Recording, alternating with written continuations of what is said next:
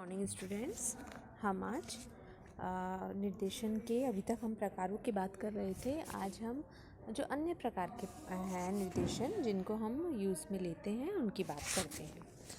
तो अन्य प्रकारों में इससे पहले हमने देव निर्देशन विधि के बारे में बात करी है, स्थिरत विधि के बारे में बात करी है और मिश्रित विधि के बारे में बात करी है, जिसमें मिश्रित में उद्देश्यपूर्ण एवं देव निर्देशन दोनों ही विधियों का उपयोग किया जाता है। अब हम आज बात करते हैं बहुस्तरीय निर्देशन के बारे में। बहुस्तरीय निर्देशन नाम से स्पष्ट है, बहुस्तर यानी बहुत सारे स्तर बने होंगे। इस विधि का प्रयोग बहुत बड़े क्षेत्र से निर्देशन निकालने के लिए किया जाता है।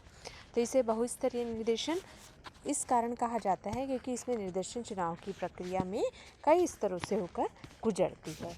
तो इसके प्रथम स्तर पर संपूर्ण अध्ययन क्षेत्र को कुछ सजातीय क्षेत्रों में बांट लिया जाता है। तो ये जो क्षेत्र होते हैं वो समान क्षेत्रफल चुने जाने चाहिए। हम प्रत्येक क्षेत्रवासी में इसमें अधिकतम समानता होनी चाहिए, यानी हम जो लेवल ले रहे हैं, जो हम स्तर चुन रहे हैं, उसमें समानता होनी चाहिए और हर स्तर को चुना जाना चाहिए। ये इसकी सबसे बड़ी रिक्वायरमेंट है, सबसे बड़ी इसकी आवश्यकता है। तो ये बहुस्तरीय निर्देशन का फर्स्ट पॉइंट। द्वितीय स्तर सेकंड है इसमें कि द्वितीय स्तर जो द्वितीय स्तर की हम बात कर रहे हैं, द्वितीय स्तर पर प्रत्येक क्षेत्र में कुछ गांव नगरों को देव निर्देशन प्रणाली के आधार पर चुन लिया जाना चाहिए। तृतीय स्तर पर चुने हुए प्रत्येक गांव या नगर में से कुछ गृह समूह देव निर्देशन प्रणाली के आधार पर चुन लिए जाते हैं और अंतिम स्तर में उपयुक्त गृह समूह में से कुछ परिवारों को देव निर्देशन प्रणाली से चुना जाता है।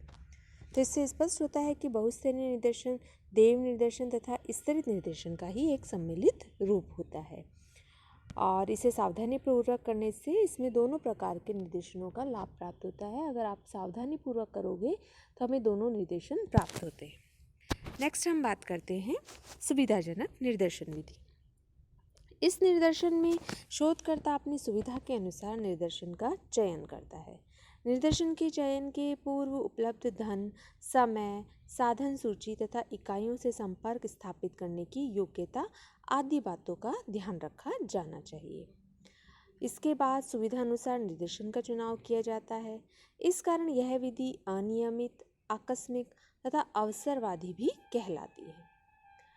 तो यह विधि अवैज्ञानिक मानी जाती है क्योंकि इसमें पक्षपात की संभावना जो है वो हर स्तर पर रहती है, क्योंकि जब निर्देशन के पूर्व ही हमें साधन, धन आदि स्थापित आदि बातों का इसमें ध्यान रखा जाता है ना।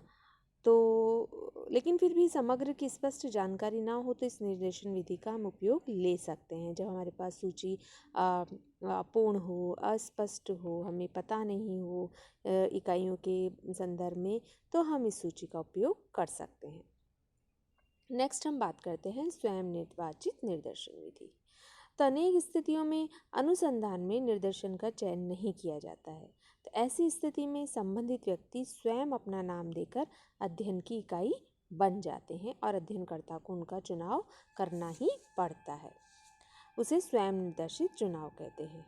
जैसे कि यदि हम व्यक्ति स्वयं ही अपना नाम देता है तो और उसकी इकाई बन जाता है, अकस्मात आ रहा है, तो उसमें अध्ययनकर्ता को इकाइयों का चुनाव नहीं करना पड़ता, वो स्थिति के अनुसार स्वयं ही निर्देशित हो जाता है। जैसा कि यदि बीबीसी कार्यक्रम के विषय में जानकारी लेनी है तो कितने लोग बीबीसी कार्यक्रम देखते हैं, तो इस समय के लिए टीवी, समाचार आदि में यह घोषणा करवाई जा सकती है और जो लोग इस संबंध में पत्र डालेंगे वे इस कार्यक्रम को देखते हैं, तो वे लोग ही निर्देशन बन जाते हैं। नेक्स्ट है क्षेत्रीय निर्देशन विधि। तो जब विभिन्न छोटे छोटे क्षेत्रों में से शोधकर्ता द्वारा उसकी सुविधा एवं निर्णय के अनुसार किसी एक का चयन किया जाता है तो उसे एक क्षेत्र के सभी निवासियों का संपूर्ण अध्ययन किया जाता है, तो इसे हम क्षेत्रीय निर्देशन कहते हैं। तो सुविधा एवं क्षेत्र के अनुसार जब छोटे छोटे क्षेत्रों का ही चुनाव कर लिया जाता है तो इस विधि का इस संदर्भ में उपयोग में आती है। ये विधि जब स्वयं ही चुनाव कर लिया जाता है छोटे छोटे क्षेत्रों में तो इस विधि का उपयोग होता है। नेक्स्ट बात करते हैं अभ्यंश निर्देशन विधि। तो इसके अनुसार जब समग्र को कई भागों में हम बांट लेते हैं और फिर प्रत्येक वर्ग में से चुनी जाने वाली इकाइयों की संख्या तय कर ली जाती है और इस निश्चित संख्या को हम अपभ्रंश कहते हैं। कहने का मतलब है कि आपने समग्र को कई भागों में बांट दिया, फिर प्रत्येक वर्ग में से चुनी जाने वाली इकाइयों की संख्या भी तय कर ली, तो जो निश्चित संख्या प्राप्त हुई इसको हम अपभ्रंश कहते हैं। तो इसके पश्चात शोधकर्ता प्रत्येक वर्ग में से निर्धारित मात्रा में अपनी इच्छा अनुसार इकाइयाँ चुन लेता है। तो यह विधि ईमानदारी, योग्यता, निष्पक्षता के आधार पर निर्भर होती है। नेक्स्ट बात करते हैं हम सैलिज, जाहोद व कुक का कहने के अनुसार। तो अपभ्रंश निर्देशन या निर्देशन का लक्ष्य ऐसे निर्देशन का चुनाव करना है जो ऐसे समग्र का प्रतिरूप है जिसके संबंध में कोई व्यक्ति सामान्यकरण करना चाहता है। तो इसे हम अपभ्रंश निर्देशन विधि कहते हैं। इस विधि में अध्ययनकर्ता को इकाइयों के चयन की स्वतंत्रता प्राप्त होती है, अतः चुनाव के समय पक्षपात की आकांक्षा हर समय बनी रहती है। तो इस प्रकार उद्देश्यात्मक विधि की बात ही यह विधि भी पक्षपात के दोष से ग्रस्त होती है। नेक्स्ट है इस संदर्भ में ही जो परिभाषा फ्रैंक येट्स ने दी थी वो यह थी कि इस विधि में पक्षपात की हर समय संभावना रहती है, अतः उन अनुसंधानों में जिनमें पूर्णतः पक्षपात रहित निष्कर्षों की अपेक्षा की जाती है, अपभ्रंश विधि को अनुसंधान की एक उपयोगी विधि के रूप में प्रयुक्त नहीं किया जा सकता है।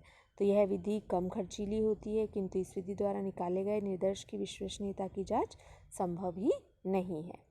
जैसे कि मोजर व कॉल्टन ने कहा था कि यह विधि देखने में अत्यंत सरल नजर आती है, किंतु क्षेत्र कार्यकर्ता पर कठोर प्रतिबंध के कारण कभी कभी उनके लिए क्षेत्र कार्य करना भी कठिन हो जाता है।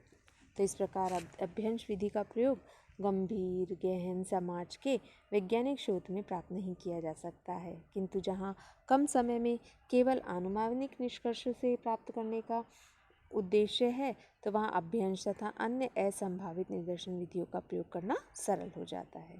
तो जैसे कि यदि किसी वस्तु के उपयोग के संबंध में जानकारी प्राप्त करनी हो तो इस विधि के द्वारा निकटतम प्रतिशत उत्तरों को प्राप्त किया जा सकता है।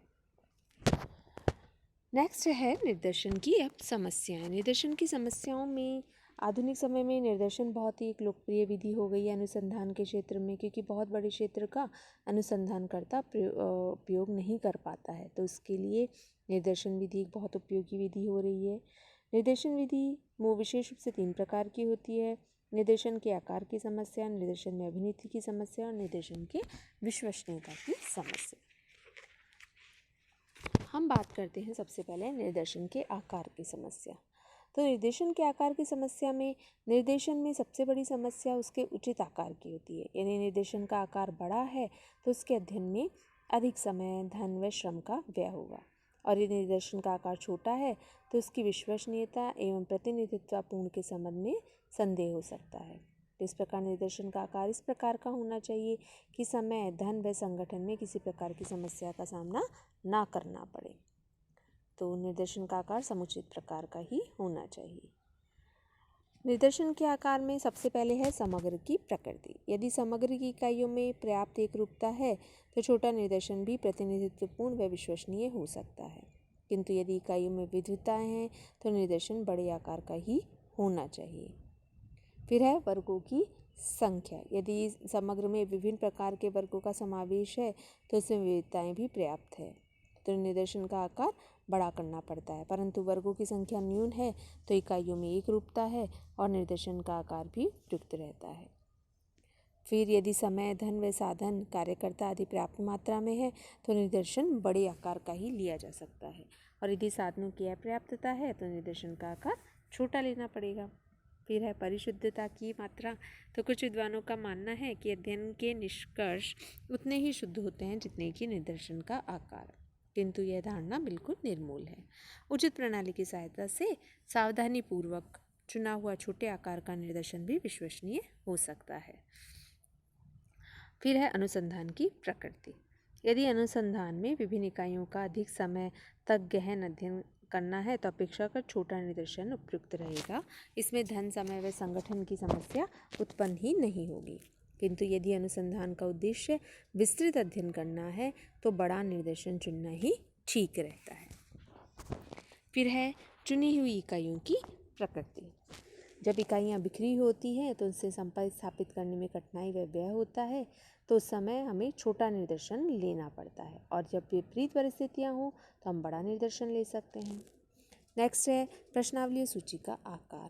तो प्रश्नावली व सूची का आकार बड़ा होने पर निर्देशन का आकार छोटा रखना होगा, क्योंकि बड़ी प्रश्नावली व अनुसूची को भरने के लिए अधिक समय लगेगा, श्रम लगेगा और लगन की आवश्यकता है। तो इस प्रकार आज हम निर्देशन की समस्या के बारे में हम अध्ययन किया है। धन्यवाद।